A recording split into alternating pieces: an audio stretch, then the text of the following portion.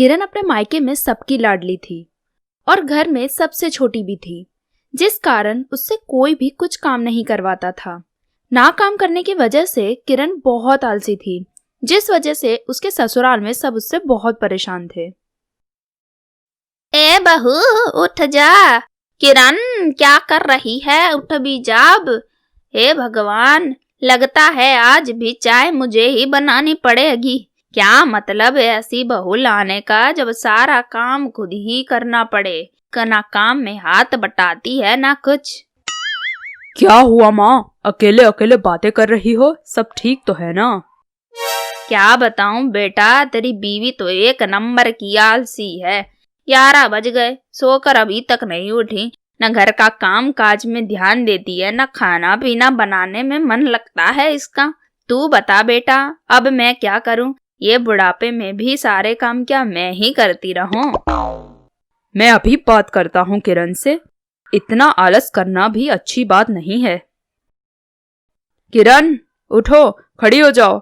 दिन के 11 बज रहे हैं, जल्दी उठो। कितना सोओगी? कब से तुम्हें सब बुला रहे हैं, अब खड़ी भी हो जाओ। बस थोड़ी देर और फिर पक्का उठ जाऊंगी। वैसे भी आज संडे है, संडे को तो सब देर तक सोते हैं ना। मैं तो कहती हूँ आप भी सो जाइए थोड़ी देर। अरे तुम्हारे लिए क्या संडे क्या मंडे, तुम्हारे लिए तो हर दिन एक ही से है। तो ये क्या बहाने बना रही हो? खड़ी हो जाओ, चलो जल्दी काम में मदद करो मेरी माँ की। ऐसी तो कौन सी आफत आ गई जो मेरे खड़े होने से ही खत्म होगी। आपको जो भी काम है ना आप खुद ही कर लो, मुझे सोने दो प्लीज। किरण दोबारा नहीं बोलूंगा, एक बार में खड़ी हो जाओ और घर के काम में मेरी माँ का हाथ बटाओ। वो इस उम्र में घर के सारे काम करें और तुम पड़ी पड़ी आराम करो। तुम्हें शर्म नहीं आती है क्या? किरण गुस्से में खड़ी हो जाती है और उठकर सास के पास आती है। आओ महारानी, उठ गए। अब जरा घर के कामों में भी ध्यान दे ले। हो गया जितना आराम होना था, अब घर के काम करो, चलो। हाँ तो आ तो गई काम करने के लिए। एक दिन चैन से सोने मिलता है, वो भी आपको अच्छा नहीं लगा। बस नौकरानी की तरह रसोई में लगी रहूं, यही तो चाहती हो आप। जुबान चलाते वक्त तो तेरा आलस कहाँ चला जाता है। जितनी जुबान चलाने में तेज है, अगर उतने ही हाथ पैर चलाए तो सबको घर में तू कितनी अच्छी लगेगी। किरण फिर धीमे धीमे घर के काम करने लगती है और काम करते करते उसे तो इतना आलस आ जाता है कि वो फिर से जाकर अपने कमरे में सो जाती है। ए नास मिट्टी आलसी, चल खड़ी हो जा। आधा काम करके फिर सो गई, बाकी आधा करने कोई और आएगा क्या? चल उठ। माँ जी, मुझे तो फिर से बहुत नींद आ रही थी, तो मैं तो सोने आ गई जरा देर के लिए। थोड़ी देर सोने दीजिए ना, फिर बाकी का काम कर लूंगी धीमे धीमे, चिंता मत करिए। क्या ठीक है? शाम को घर में मेहमान आने वाले हैं, उनके लिए खाना कौन बनाएगा? जब तेरे अंदर इतना ही आलस भरा था तो अपने बाप से कह देती कि शादी के बाद तेरे लिए नौकर चाकर भिजवा दे, तो काम करते वो तेरा। पड़ी रहती फिर सेठानियों की तरह, किसी को तकलीफ नहीं होती। लेकिन अभी तो मुझे तकलीफ है। चल खड़ी और खाना बनाने लग। सास ये कहकर वहां से चली जा और फिर किरण किचन में जाकर खाना बनाने लगती है। मैं तो दिन भर इस घर में काम कर करके थक जाती हूँ। जरा सा सोने क्या चली जाऊं, पूरा घर मेरे सर पर चढ़ जाता है। इससे अच्छी तो मैं मेरे मायके में थी, कुछ काम नहीं करना पड़ता था। और यहाँ तो देखो काम ही खत्म नहीं होते हैं। लो खाना बन गया, फिर अभी सोने का कहूंगी तो सब नाराज होने लगेंगे, पर सो ही जाती हूँ थोड़ी देर। फिर घर पर सास की सहेली और उसका पति आते हैं। अरे बबलू की माँ, तुम तो कितनी दुबली हो गई हो। अब तो तुम्हारी बहू भी आ गई है। अब तुम्हें कौन सा काम करना पड़ता है जो इतनी दुबली होती जा रही हो? कहाँ कुछ काम करती है बहू, 10 बार बोलो तब एक बार सुनती है। जितनी सेवा वो मेरी नहीं करती, उससे ज्यादा तो मैं उसकी कर देती हूँ। कोई बात नहीं, सबको मेरे जैसी सर्वगुण संपन्न बहू तो नहीं मिल सकती है ना। हा हा हा, क्यों जी, सच कह रही हूँ ना मैं। हाँ सही कह रहे हो। चलिए बहन जी, खाना खाते हैं। फिर आराम से बैठकर बातें करेंगे। जैसे ही सास की सहेली एक निवाला खाती है, वैसे ही छी छी छी, ये क्या है?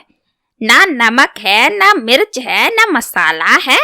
खाने के नाम पर ये तो घास फूस दे दिया है। घटिया एक नंबर का खाना। अरे आप बैठिए, मैं अभी आपके लिए फिर से खाना बना देती हूँ। अरे बबलू की माँ, पहले तुम्हारे घर आते थे तो खाना खाकर दिल खुश हो जाता था, और अब देखो ये क्या हाल है। बबलू की माँ, हम तो जा रहे हैं यहाँ से। ये तुम्हारी बहू का खाना तुम ही खाओ। ऐसा कहकर सास की सहेली और उसका पति वहां से चले जाते हैं। बबलू, आज तो तेरी बीवी ने सबके सामने मेरी नाक कटवा दी। इतना शर्मिंदा मुझे जिंदगी में कभी महसूस नहीं हुआ। क्या हुआ माँ, बताओ मुझे। अब इस किरण ने क्या कर दिया जो आप इतनी गुस्से में हो? किरण, तूने कैसा खाना बनाया था? ना उसमें नमक था, ना मिर्च थी, ना मसाला। नहीं खिलाते जैसा तूने हमें और हमारे मेहमानों को खिलाया। तुझे इतनी भी समझ नहीं है, मेहमान आए तो कैसा खाना बनाना चाहिए। माँ जी, मैंने तो खाना सही बनाया था। जरूर आंटी झूठ बोल रही होंगी या मसाले कम पड़ गए होंगे। मैंने मेरी तरफ से कोई कमी नहीं रखी थी सच्ची में।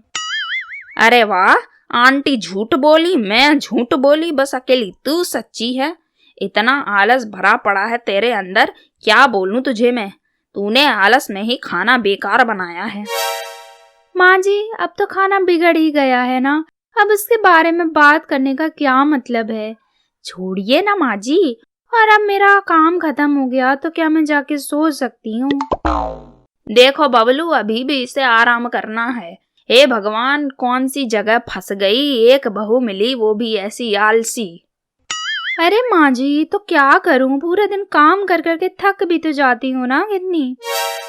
किरण, बस बहुत हो गया। इतने दिन से मैं तुम्हारी बदतमीजियां सहन कर रहा हूँ, तुमसे कुछ कह, लेकिन अब तो तुम मेरी माँ के साथ भी बदतमीजियों पे बदतमीजियां करती जा रही हो। अगर तुम में इतना ही आलस भरा है तो अब मुझे तुम्हारे साथ नहीं रहना है। माँ, मैंने फैसला कर लिया है कि मैं किरण को तलाक दे रहा हूँ। ये सब आप क्या कह रहे हैं? आप मुझे तलाक कैसे दे सकते हैं? ऐसा तो मैंने क्या कर दिया है जो आप अब बात तलाक तक लेके जा रहे हैं? थोड़ा सा आराम ही तो करती हूँ ना मैं, इसमें भी तकलीफ है क्या आपको? क्योंकि तुम्हारे आलस की वजह से। कब तक मैं ये देखता रहूं, कब तक मेरी माँ देखती रहे और तुम यूं ही अपनी मनमर्जियां चलाती रहो? तुम्हें घर परिवार की जब चिंता ही नहीं है तो तुम्हें घर परिवार में रहने की जरूरत भी नहीं है। तुम आलस में रहो और मैं तुम्हें तलाक दे दूंगा। मैं तो दूसरी शादी भी कर लूंगा, लेकिन तुम्हारा क्या होगा? आप ऐसी सब बातें मत करिए, मैं मेरी आदतें जरूर सुधार लूंगी, पर आप मुझे तलाक मत दीजिए। कुछ दिन का टाइम दीजिए, देखना मेरी आदतों में आपको सुधारा जरूर मिलेगा। ठीक है, देखता हूँ। अगर तुम सुधरती हो तो ठीक है, जो तुम नहीं सुधरी तो मैं तुम्हें तलाक दे दूंगा।